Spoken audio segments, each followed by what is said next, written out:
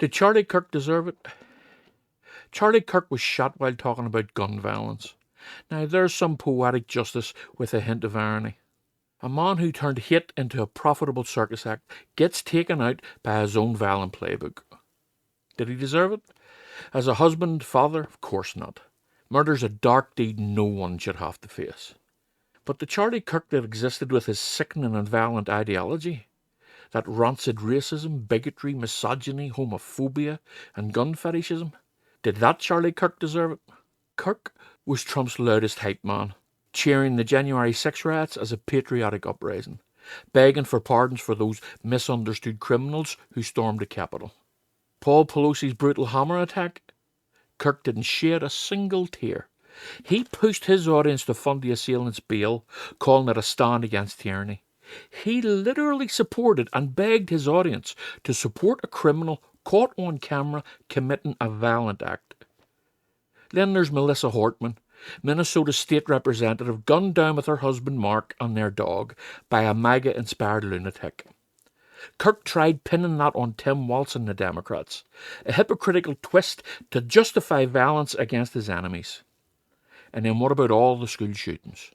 The same day Kirk caught his bullet, there was yet another school shooting where one died and two were injured because of the lax gun laws he worshipped. He called it worth it for the Second Amendment, a cold calculus that ignored all those bleeding classrooms. I think it's worth to have a cost of, unfortunately, some gun deaths every single year so that we can have the Second Amendment to protect our other God-given rights. That is a prudent deal. It is rational. That's Kirk in a nutshell. Empathy was his enemy. He believed it was a made-up liberal term that caused damage. While MAGA now demands oceans of tears for him, the left often trips up, conflating the man with his message. Of course, pity the guy moulded into a hate-spewing machine by a warped upbringing. But don't weep because the end of his poisonous ideology came to an abrupt stop. The right prey on the weakness of the left, and they will win, unless the left can learn to separate the person from their ideology.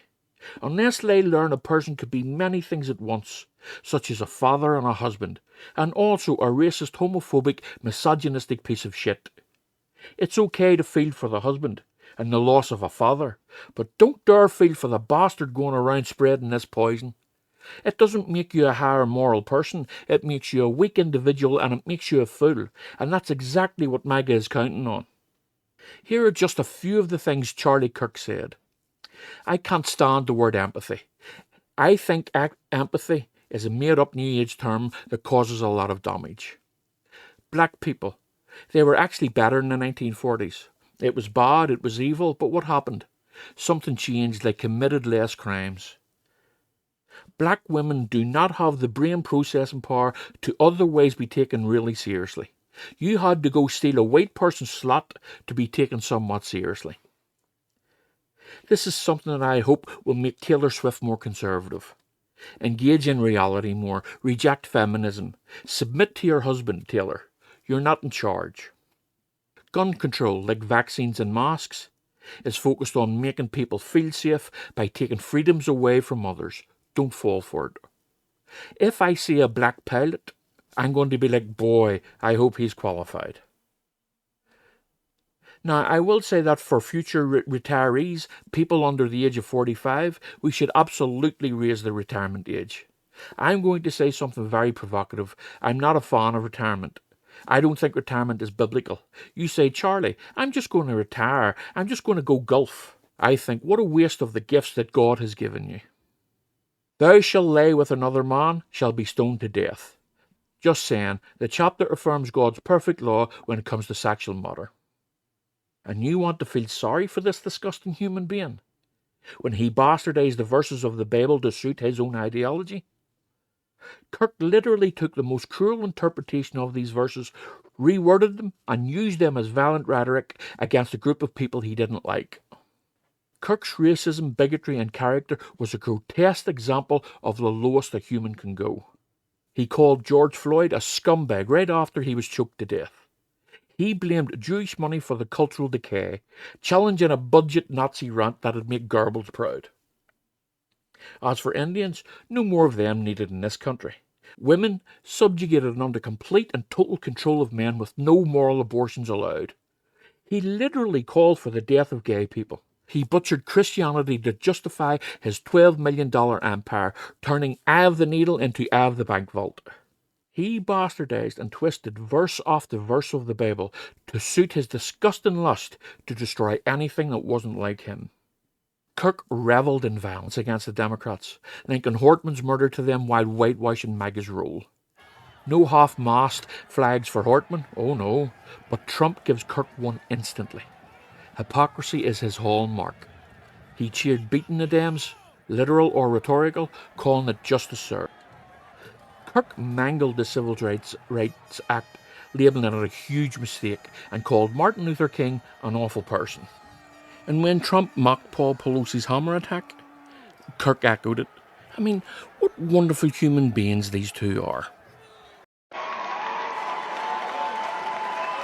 And we'll stand up to crazy Nancy Pelosi, who ruined San Francisco. How's her husband doing, by the way? Anybody know?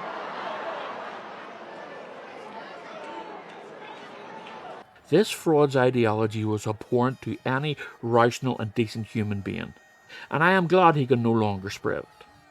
He peddled nothing but hate, racism against Black Lives Matter and bigotry against Jews, homophobia against gays, misogyny against women, while raking in millions of dollars. MAGA demands empathy they've never offered.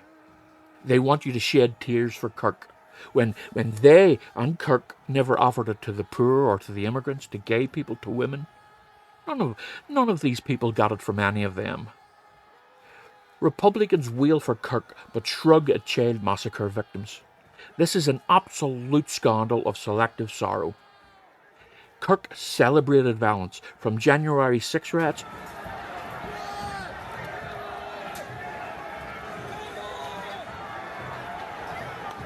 to Democrats being murdered, yet cried foul when it came anywhere close to him. You don't have to sink to their level, but don't let them sanctify his hate and his violence. You can mourn the person that died, but you can also celebrate the threat that was extinguished that day. So I'll ask the question again. Did Charlie Kirk, the husband and father, deserve it? Of course not.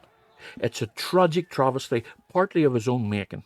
But what about Charlie Kirk, the ideologue, the spreader of poison, racism and hatred? Did he deserve it? Abso-fucking-lutely he did. If you want more stories like this, click on one of these videos.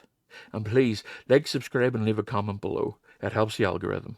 Thanks for being here. I'll see you in the next one.